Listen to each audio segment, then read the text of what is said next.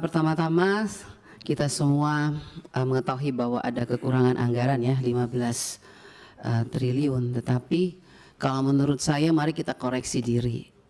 Kenapa ini terjadi? Jujur sama diri kita sendiri.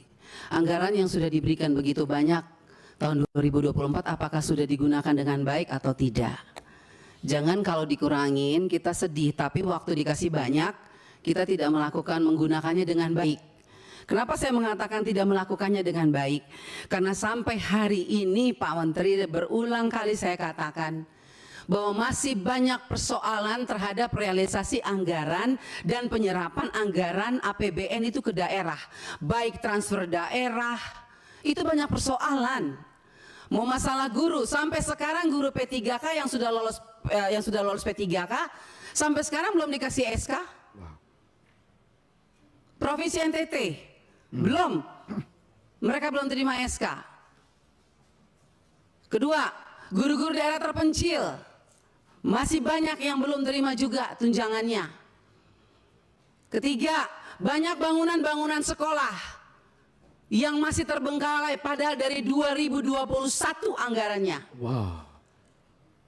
Saya kasih contoh, di Kabupaten Kupang ada 17 sekolah bangunan yang dari 2001 sampai sekarang tidak terselesaikan. Mau lagi, kita lihat lagi. Dana-dana PIP. Nah, makanya kemarin saya mengatakan bahwa kalau KPK memberikan rekomendasi kepada Kemendikbud, harusnya Kemendikbud sadar. Karena apa kami ini Dewan, kami sudah bilang setiap rapat. Banyak persoalan. Lakukan pengawasan, laporkan kepada kami. Tapi kami tidak pernah didengar. Ya kan? Akhirnya sekarang KPK memberikan rekomendasi, baru seakan-akan Kemendikbud kayak kebakaran jenggot. Wah.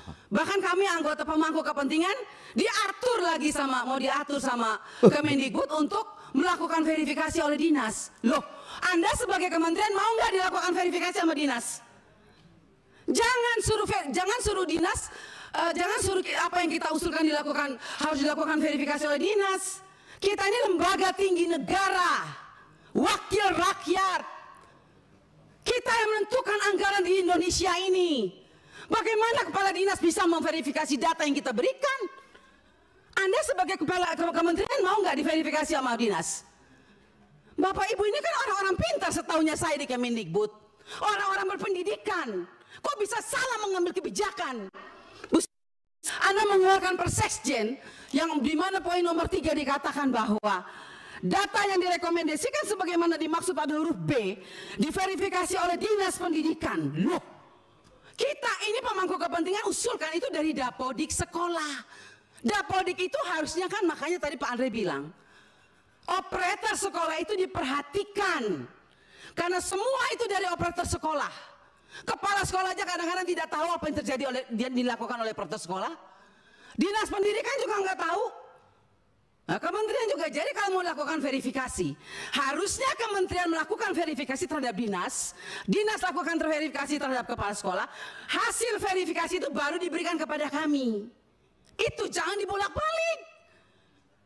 Bahkan saya minta Pak Ibu Pimpinan, Bapak Ibu Pimpinan, kita ambilkan rekomendasi kepada KPK, periksa apa yang ada di Kemendikbud. Karena ini banyak persoalan, PIP, KIP, dana BOS, banyak hancur ini. Tolong Ibu, saya minta Pak Pimpinan, kita berikan rekomendasi kepada KPK, periksa dari 2021, 2022, 2023. Nggak usah tambah anggaran kalau memang banyak korupsi uang negara habis, bukan untuk rakyat. Saya marah Pak Menteri untuk kesaksian kalinya. Karena memang ini kenyataannya di lapangan. Jangan dong kita dibikin seperti anak kecil. Kok apa yang diusulkan kita mesti diverifikasi oleh Dinas Pendidikan? Anda mau nggak sebagai menteri diverifikasi oleh dinas? Jangan aneh-aneh lah. Kalian tuh dipilih oleh presiden, harusnya berikanlah yang terbaik untuk rakyat. Semoga pembicaraan saya ini dilihat oleh presiden yang baru. Semoga presiden yang baru memperhatikan kinerja kementerian sekarang ini, memperhatikan eselon-eselon 1 yang sudah ada ini. Tidak memberikan solusi kepada negara, hanya membuat persoalan di daerah. Yang tertinggal tetap tertinggal, yang guru menangis tetap menangis. Bicara platform digital, Mana keadilan untuk daerah 3T? Enak daerah-daerah yang sudah ada internetnya diberikan terus. Tapi kita yang daerah 3T yang tidak ada internetnya dibiarkan begitu saja. Mana keadilan sosial bagi seluruh rakyat Indonesia, Pak Menteri? Saya sangat kecewa. Kita sudah mau habis masa jabatan. Anda mungkin sebentar lagi habis atau Anda lanjut, saya tidak tahu. Tapi saya puji Tuhan, Tuhan dan rakyat masih memilih saya kembali. Dan sampai ini, apapun yang terjadi, kita yang terpilih kembali, kita akan tetap memperjuangkan keadilan dan kebenaran untuk kemajuan anak negeri kita. Bukan untuk kita anggota dewan, bukan. Jadi jangan aneh-aneh punya pikiran negatif terhadap wakil rakyat. Semua data-data yang kita pilih itu adanya di Dapodik sekolah. Perhatikan dong operator sekolah, perhatikan kepala sekolah, perhatikan dinas. Jangan hanya urus yang besar-besar triliunan, tapi begitu sampai di bawah tidak pernah diperhatikan. Omong kosong semua ini. Saya setuju KPK memberikan rekomendasi. Bila perlu kita berikan rekomendasi kepada KPK, periksa Kemendikbud.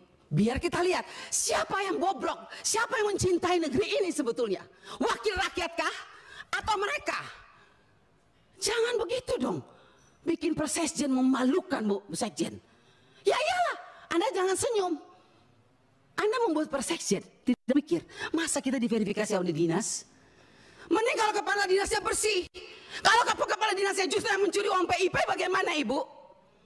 Saya mau tanya sekarang, jawab.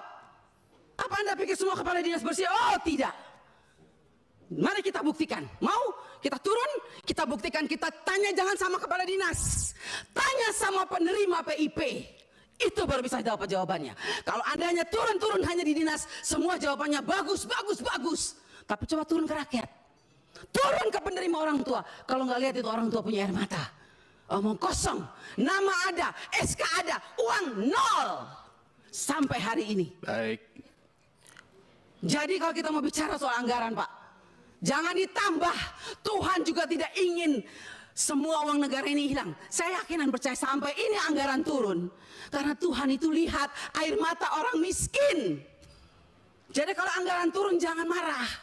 Mungkin inilah kehendak Tuhan supaya kita koreksi diri. Stop dan bertobat. Kalau mau lihat bangsa ini baik dan lebih maju. Terima kasih pimpinan. Baik.